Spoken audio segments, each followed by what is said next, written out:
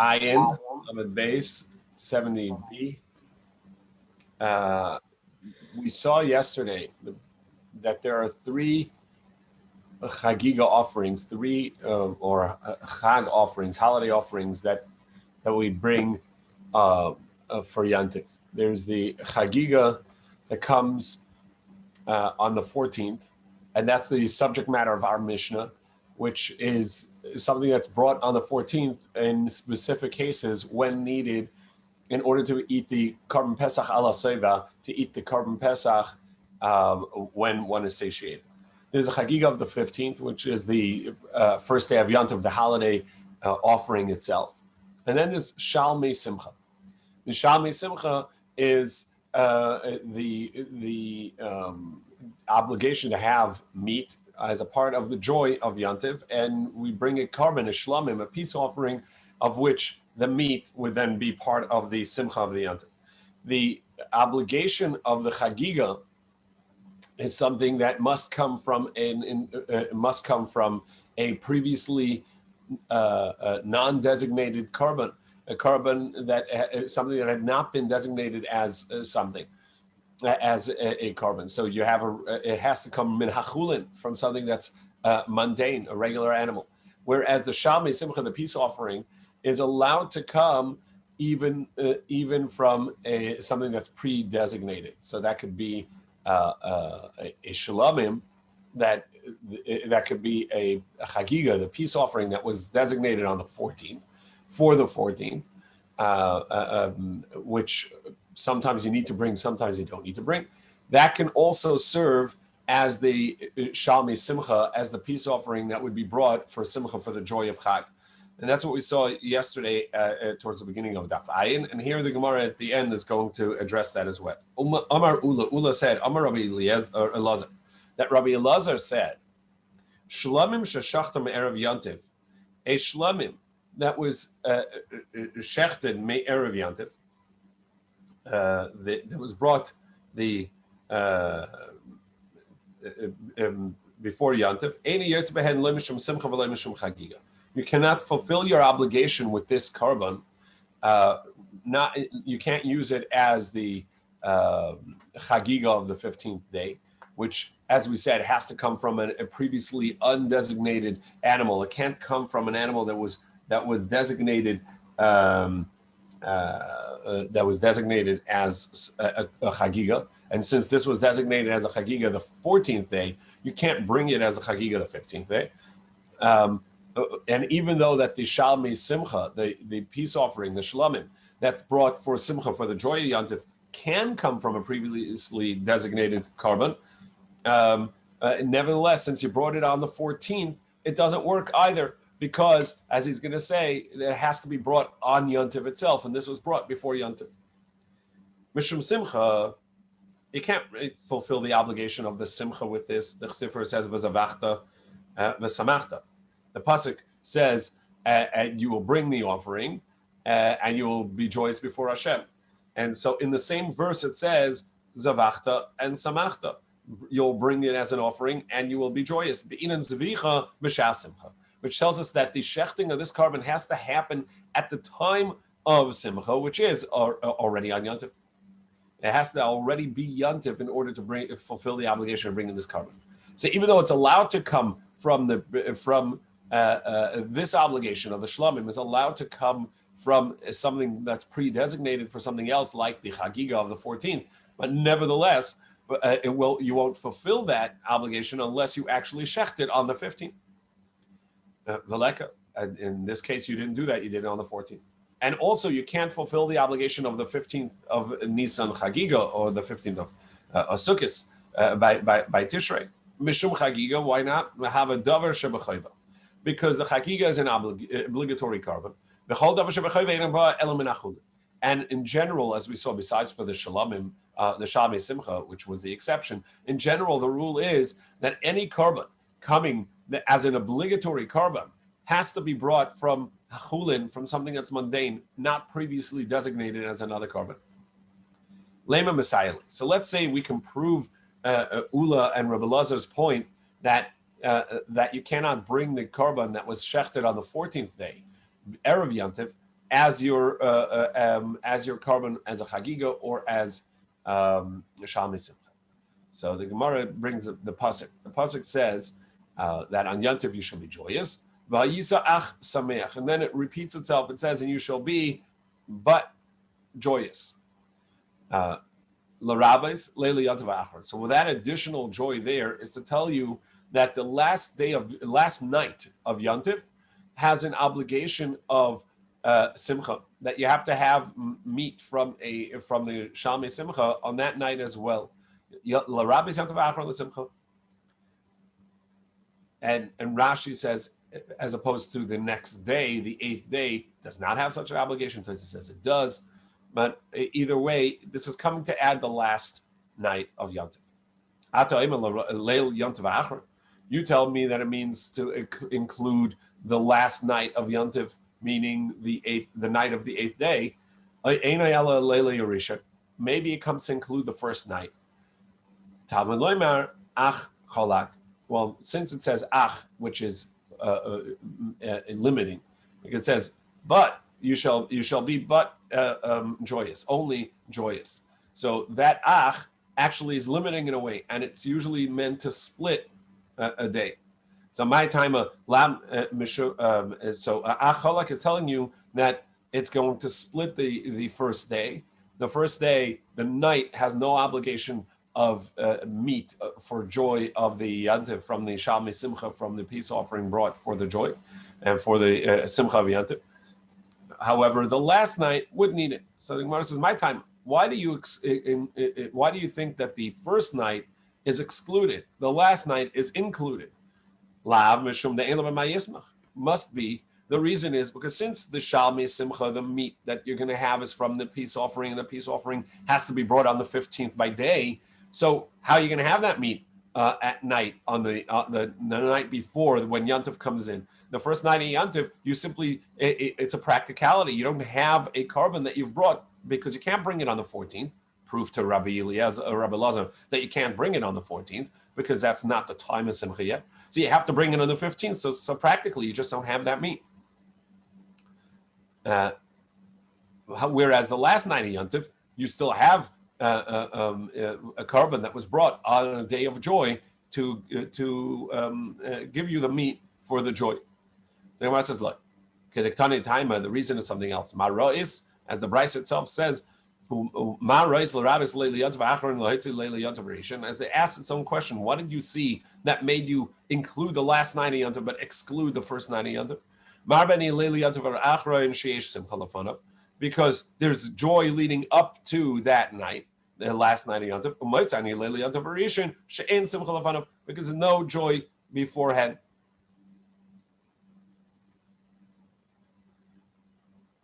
Not so much the practicality of not having the carbon, but that you didn't have a joyous day yet, and so the night before doesn't have the obligation of meat because it doesn't have the simcha beforehand, the actual simcha of the Yontif. Masav Rav Yosef. So Rav Yosef now is going to challenge this halacha that Ula said in the name of Rabbi Lazar that if you bring a carbon on the 14th day, the chagiga, the 14th day, that cannot fulfill the obligation of the simcha and the chagiga. So chagiga sarba asar yotzeba mishum simcha. Well, we have a brisa that says that the chagiga of the 14th day, and this is what we saw yesterday at the beginning of the daf. Chagiga sarba asar, the chagiga of the 14th day, you can fulfill the obligation of the simcha of the shalmi simcha, the carbon that's a shalomim and peace offering for the joy of Yontif. But you cannot fulfill the obligation of the chagiga the 15th day, as we saw at the beginning of the daf, and then back then, because the shalmi, the chagiga is an obligatory carbon, and that always has to come from something that has not been designated as something else yet. It's a mundane carbon, meaning animal, meaning not pre-designated for something else. The shalmi simcha, as we saw, is the one exception that even though it's an obligatory carbon, it may be brought as from something that's pre-designated. The Gemara at this point thinks, or Rav Yosef at this point thinks, that the meaning of that brisa that we saw at the beginning of yesterday's daf was that you shechted the korban on the 14th, and it's going to count on the 15th for simcha. And so therefore, that's a brisa is clearly contradiction to ula. However, as we mentioned the explanation yesterday, really what it means is that if you had designated the animal for the Chagiga the 14th and ended up not needing to bring it and have it left over on the 15th, you can bring it on the 15th for Shalmei Simcha. And if that's the case, it's not a contradiction to Ula at all. But at this point, Rav Yosef thinks that the meaning is that you brought it on the 14th, and the meat from that is going to be the fulfillment of the Shalmei Simcha. Amai. So if that's what it means, how can you fulfill the obligation of the joy of Yantav, of having meat from a korban with the korban that was brought on the 14th, but it wasn't brought at a time of Simcha? Veleka. Amar Rav Idi Baravin. So Rav Idi Baravin defends Ula, and he says, no, that's not the meaning. She'ikev, he had withheld from shechting it on the 14th, v'shachta, and then he brought it on the 15th. That's the case where it's going to fulfill the obligation of Shalmei Simcha. And the chiddush of that and the new idea of that is that even though that generally we say a korban can only be, these obligatory korbanos can only come from something that's not been pre-designated as something else, Shalmei Simcha is the exception, that it's allowed to be brought even from something that's pre-designated as something else. And this was pre-designated as the Chagiga, the 14th. You never ended up bringing it on the 14th. You brought it on the 15th. You're allowed to bring it as the Shalmei Simcha. Amar Ravashi, Ravashi says that's actually logical. Because if you would not explain the brisa this way, but let's look. Whose teaching was this teaching that said that the Chagiga, the 14th, is allowed to be brought on the 15th for the Shalmei Simcha? It's Ben Tema. It was the teaching of Ben Tema. And who we said yesterday said that the Chagiga, the 14th, can only be eaten the night of Pesach. It cannot be eaten the next day.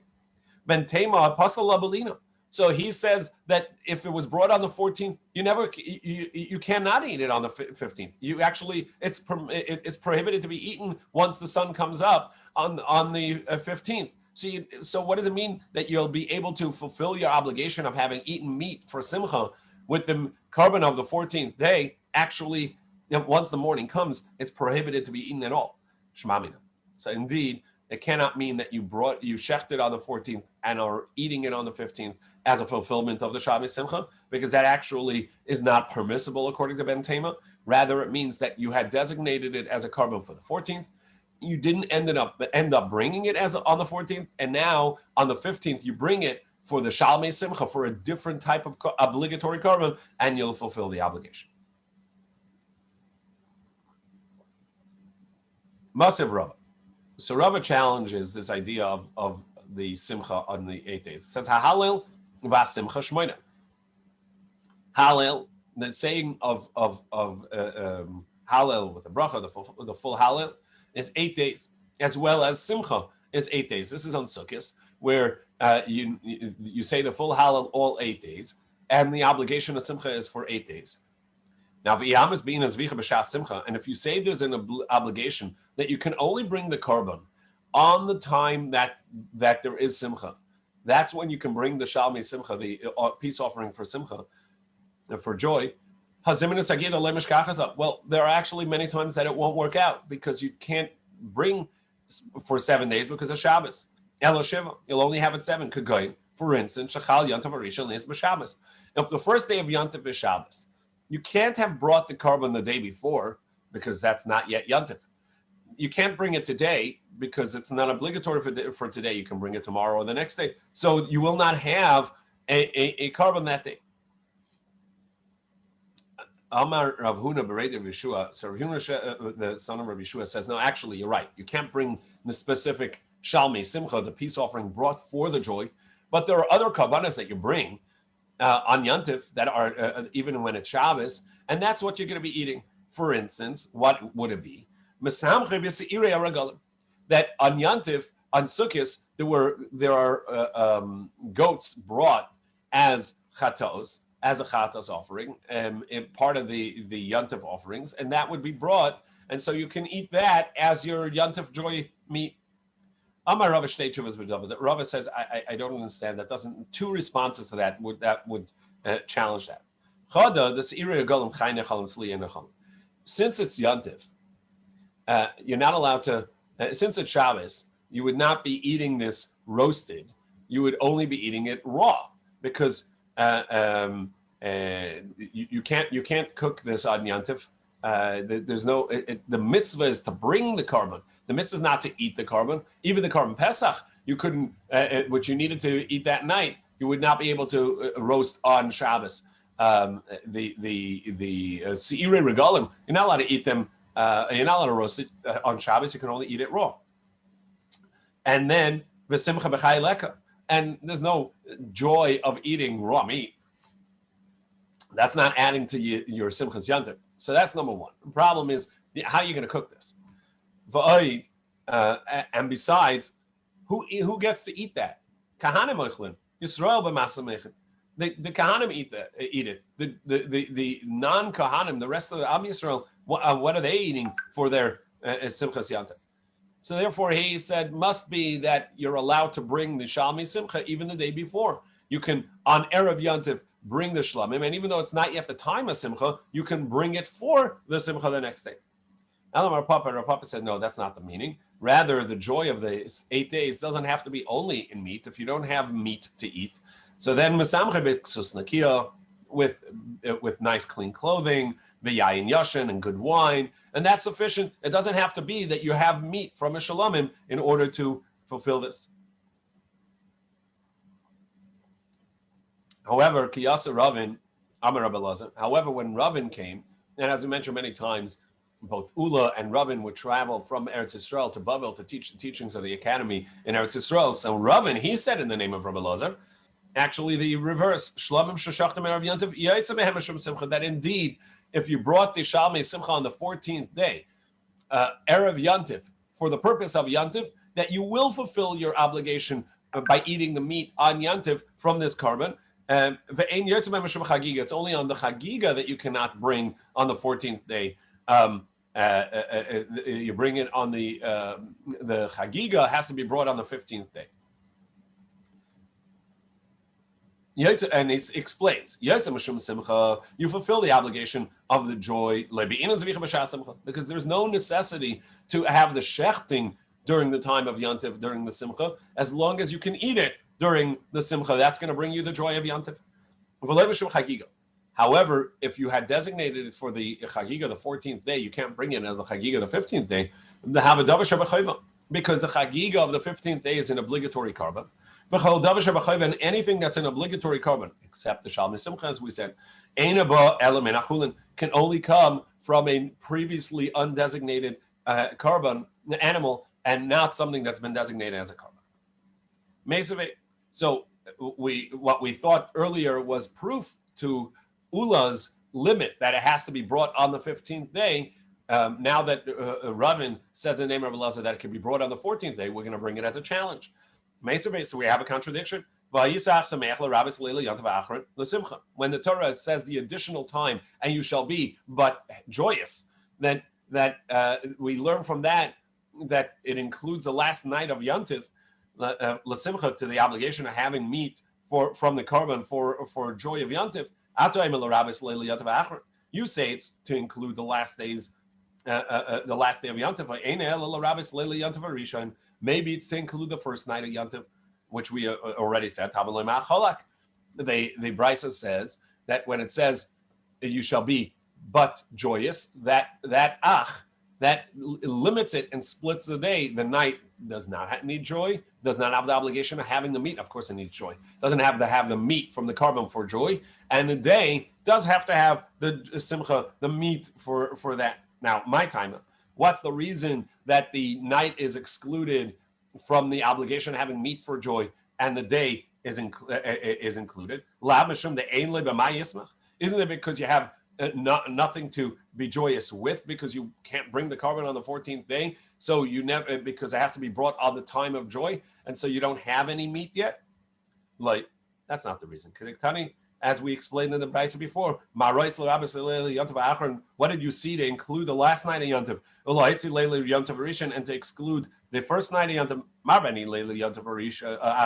we include the last night because there's been a buildup of joy beforehand.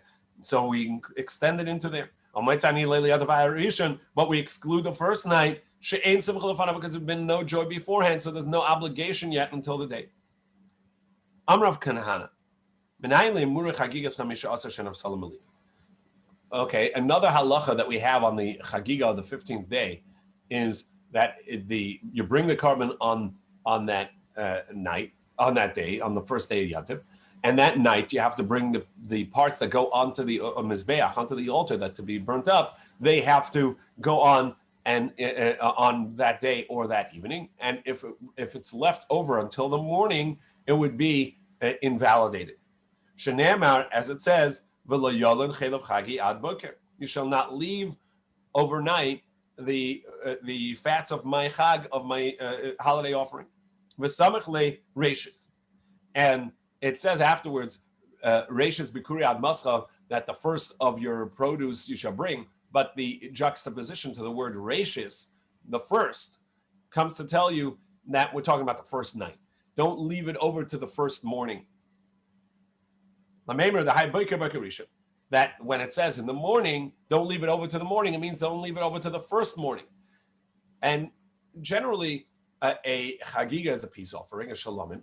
And the halacha generally for shalomim is that you can eat it the day you brought it, the night after, and the next day. And so the thought would be that when it said that don't leave it over to the morning, it doesn't mean that first morning, because the first morning you could still eat the carbon. So it would mean to the second morning, to the next day. And that's why this teaching tells you that no, it becomes invalidated already on the first morning. If you left it overnight, it went through the entire night and you didn't bring it up onto the altar, onto the mizbeach, it's going to be invalidated. Maskefla Rav Yosef. So Rav Yosef challenged this. Time of the cause of reishis. The reason is because it said reishis, and without that, I would have thought that you leave it to the second morning. That you can. It's still valid. Not only the day you brought it, not only that night, and not only the next day, but even the next night.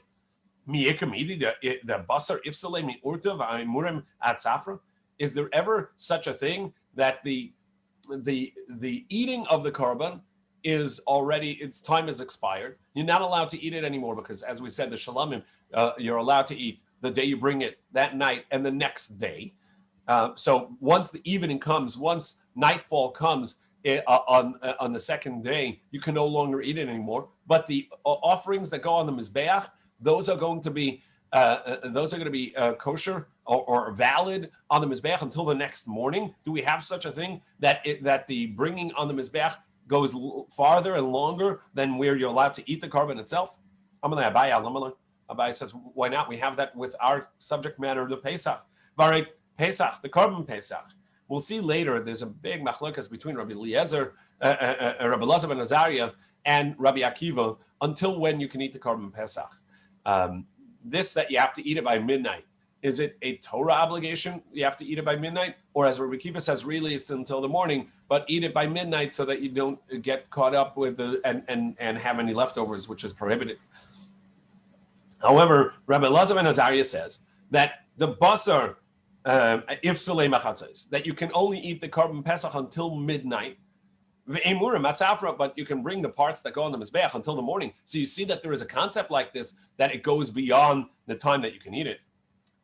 Amar Rava, and Rava says, Rav Yosef hachi kekashile. My teacher, Rav Yosef, this was his question. That, as we'll see, that when we learn about the meat and its invalidation, we don't need a teaching to tell me that we're talking about the first day. But for the parts, Rav Kahana required some sort of juxtaposition to the word rashis to tell you that it means the first day. That when it says don't leave it over to the morning, it means the first morning. No, that's the simple meaning. And we don't need the extra word rashis, as he's going to prove from the fact that we don't need it in regards to the actual meat, eating of the meat. Mahi. And where do we have that teaching that we don't need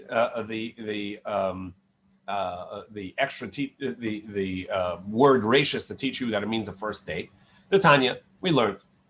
It says lo yolim min abasar ashatizbach ba'erev b'yom harishon labaker.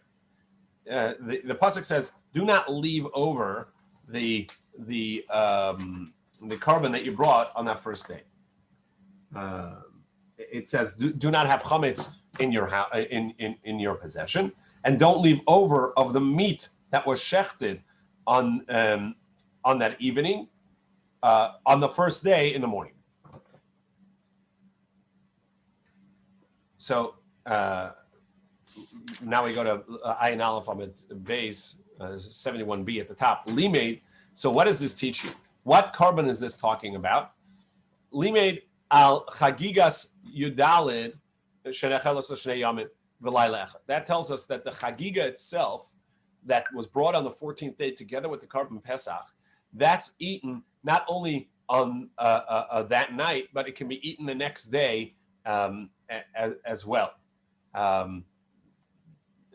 That this pasuk is talking about the chagiga, which we saw earlier in our Mishnah, that this chagiga that comes along with the carbon Pesach can be eaten not only the night of Pesach but also the next day as well, as opposed to the carbon Pesach, which can only be eaten that night, and not like the opinion of Ben Tema, which we saw yesterday, said that it can only be eaten the night of the carbon Pesach, that it's exactly the same as the carbon Pesach. This is the opinion of Chachamim, of our Mishnah, which actually allowed to eat it beyond that, beyond the night of Pesach. You could eat it by day as well. Maybe it's not true. Maybe it's talking about that night and alone. You cannot eat it the next day. When it but it says in the verse on the first day. So it tells us already that not only the night, but even the first day of Yantif, meaning the next morning, the second day of this carbon. And Mar says, maybe it means the first morning. And even though we know as a general rule, a chagiga can be eaten for 2 days, meaning the day it's brought, and the next day, and the night in between. This would be any chagiga besides for this one that's brought on the 14th day, which is like the carbon Pesach, like Ben Tema says. But it says with it about it, im neder im nedava. The pasuk says, im neder im nedava zevach karbana. If a promise or a gift or an offering, a donation is his offering, but yom akriva yezivcha, on the day that he slaughters this carbon, yeyachel, it may be eaten. Umi machras, and on the next day, and what's left over. So since it says im neder, if it is a neder, what does that im neder come to tell you? That im is adding to you that the chagiga, if it's a type of donation such as the chagiga of the 14th day, al chagigas yudalah shenechelas beis yom v'layla echad, that it too can be eaten the next day as well. So it can be eaten for the 2 days, the day you brought it, the next day, and the night in between. So now Gemara analyzes this. Amar. So the Brisa had said, the teacher had said, or perhaps it's just the first morning. But you just said that it says by Yom Rishon you can eat it on the first day of Yantif, so it must be that you can eat it the second morning, meaning not only the day it was brought, but also the second day. So why are you asking that it should maybe it only means the first day? Hachikam, this is what it means. Perhaps the Torah is talking about two distinct chagigas. And the first chagiga is the chagiga brought on the 14th day. That's the holiday offering brought together with the carbon Pesach. Achas chagigas yudalat, so the one brought on the 14th day. Achas chagigas tezayin. And the second meaning of the part of the verse is talking about the chagiga brought on the 15th day. V'zula baikra, and each one can only be eaten on the day it's brought and the night thereafter, up until the morning. But it cannot be eaten for a second day. Hadar Amar, that's why it further says, Ella the Kaimel Hadar Amar, that's why it says that no, it says Bayom Arishon,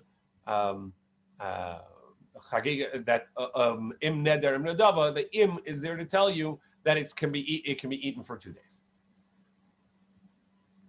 Ella the Kaimel Chagiga Hanachelas Hashnei V'Layla Echad Im Kain Im Neder Nadava B'May.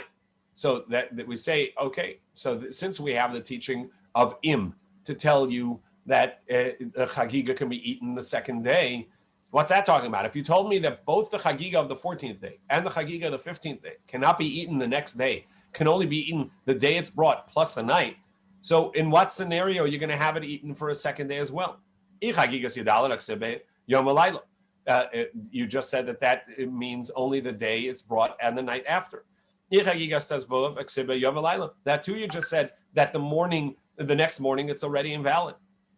So it must be that the extra verse, the extra word of im neder anadava is coming to tell you that the gift offering it's referring to is the Chagiga, the 15th day, and that can be eaten not only on the first day of Yantif when you bring it, but also that next night and the day after that you can eat it for 2 days and the night in between. V'hech kula kra, and this entire pasuk that in Devarim, which is talking about don't have chametz in your possession, and the chagiga offering that you're going to bring, don't leave it over to the next morning. L'chagigas yudalet, and that's for the chagiga brought on the 14th day together with the korban. And limit a chagigas yudalet, and it's coming to teach you the chagiga, the 14th day that's brought together with the korban pesach, that it can be eaten for 2 days. Not like Ben Temu who says it can only be eaten the same time as a Pesach, but rather like our Mishnah says that you can be eaten that night of Pesach and the next day as well. And the night between them. Now, so that's the end of the analysis of that brisa. Now Rava concludes his question and says, so why did you need the extra word of the juxtaposition to rashis to tell you that the parts that go in the mizbeach can only be brought, become invalidated by the first morning? In this, in regards to eating the korban, the only reason we say that you can eat it the second day is because it says on the first day in the morning. The my boiker sheni. There, since it says on the first day you can eat it, must be that it's talking about the second morning that is going to be leftovers. You're going to burn it. Hakol heicha d'chsiv boiker. But generally, without that extra, explicitly, the Torah is saying by Yom Rishon you can eat it on the first day.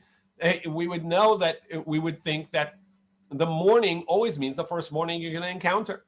Boiker stama boiker rishon. Then in general, the first that if it wouldn't have said that, then we would understand that the morning is referring to you can only eat the chagiga until the first morning of Yantif. The extra teaching tells us that no, you can eat it even beyond that. Well, if that's true for the eating of the korban, for the parts that go on the mizbeach, it's the same. When it says do not leave it over to the morning, it means the first morning, and I don't need an extra teaching of the juxtaposition to the word rashis. It's a samach, and therefore it's going to tell me that it means the first one. No, it's obvious it means the first one. It says don't leave it over to the morning. It means the first morning you encounter. And even though it doesn't say the word rashis, and this is his question, Rava's question on the explanation. He said that the reason for the word rashis is to tell you that it can be left over. That Rav Kahana said that it's left over to the first, specifically to the first morning. He says you don't need that. It's true. The halacha that Rav Kahana said is true that the emurim, once it comes to the first morning, it's going to be invalid. But I don't need the special juxtaposition to the word rashis for that. It's always going to mean the first morning unless the Torah specifically tells us that it means the next day. The next Mishnah deals with korban Pesach that's brought in a way that's invalid. And it was Shabbos. So even though we started off our parak by saying certain things are allowed to be done on Shabbos and certain things are not. Even the things that are allowed to be done on Shabbos, it's only going to be okay to do on Shabbos if you do it correctly. If you do it incorrectly, you essentially have brought a invalid carbon and transgressed Shabbos without the need of a carbon. And so that's going to, without the specifics of a carbon, so that's going to be a chatas offering. You're going to have to bring an atonement offering for having transgressed Shabbos. So the Mishnah says, "Ha-Pesach sheshachta shaloi l'shmui." You shechted the Pesach without the intent of it being a Pesach. You thought of it as a different offering. Now, even though we know the halacha is that in order to be obligated in a chatas offering, it has to be done inadvertently. So Rashi says, what was inadvertent here? That he thought it was permissible to bring this carbon as something else. As we've seen all year round, a Pesach offering, if you want to bring it, you don't bring it as a Pesach because it's Hanukkah, it's Purim, it's not Pesach. You don't bring it as a Pesach. Rather, you bring it for something other than its designation. And that's valid. You would bring it as a shalomit. And he thought, you know what, even on the Erev Yantiv, even on the 14th day of Nisan, I can bring it as a shalomit. And he thought that was okay. And it's not okay and invalidates it. And it's Shabbos. So he now brought this as an invalid carbon on Shabbos, transgressing Shabbos. He has to bring a chatas offering. Chayav alav chatas, v'shar kalas b'chim, or any other offering that was brought. Sheshachton l'shem Pesach. He brought it as a carbon Pesach, which also could be invalid. So im einon ru'uyim. So if it's not valid, it can't be brought as a valid carbon. For instance, if it's a calf instead of a sheep or a goat, or it's in its second year, or it's a female and a carbon Pesach has to be a male. So if you forgot that it was Shabbos or didn't know that this was prohibited to be done, so then he's chayav. He has to bring a sin offering, a chatas offering. However, if it is valid as a carbon Pesach, so for instance, that it's a lamb, it's in its first year, a male sheep, and he shechted it with the intent of a Pesach. But he had forgotten they had designated something else, but he brought it as a Pesach. So Rabbi Eliezer says mechayev chatas, that he's going to be obligated, that even though that he intended to do a mitzvah, this is called ta'a b'dvar mitzvah. He intended to do a mitzvah, and that's what mistake was. He's going to have to bring a sin offering.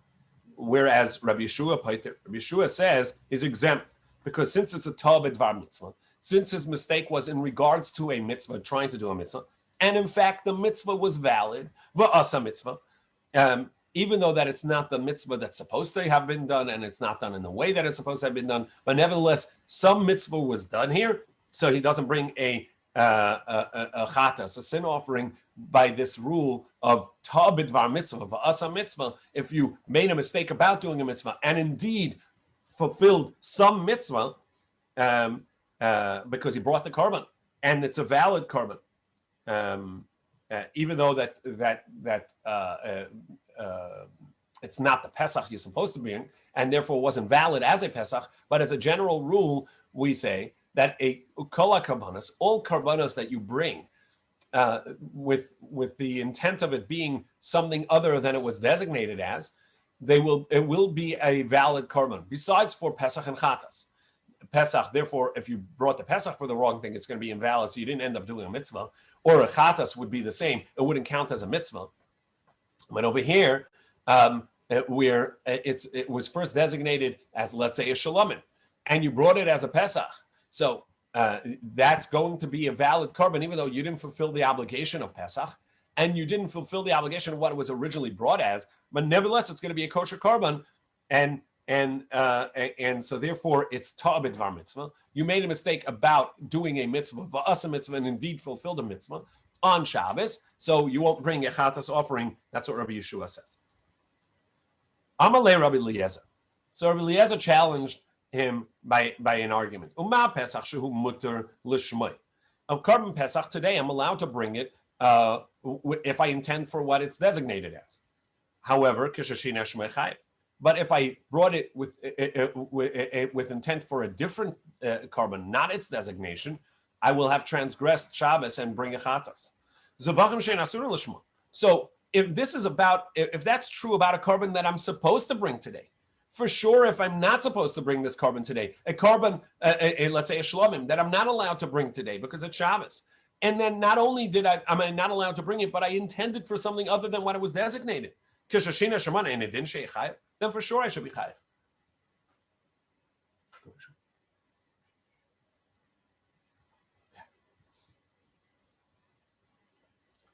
Amalei Rabbi Yeshua. So Rabbi Yeshua said to him, "Look, no, it doesn't count. That's not comparable. With the Pesach, when you had the intent of it being something else, you actually changed it to a prohibited item. Whereas every other carbon that I bring, intending it for it to be a Pesach, I actually changed it into something that is permissible to be brought today." So what about the parts that go on the mizbeach of a communal carbon? That they're allowed to be brought if you bring it for its correct intent, but if you shecht for it, it would be a transgression. You're not allowed to do that. Amalei Rabbi Yehoshua loy. So Rabbi Yehoshua says no, not true. It's true by the parts, the inner that go on the mizbeach of a communal carbon. Sheyesh lahem kitzvah. There's a specific amount, a specific carbon, right? And so there are not many that are being dealt with in it, right? So once the carbon Talmud was brought, he knows that there's no need to bring any more carbonas, and that there's no real mistake there. He shouldn't have made that mistake. He should know that this carbon wasn't supposed to be brought. Whereas, but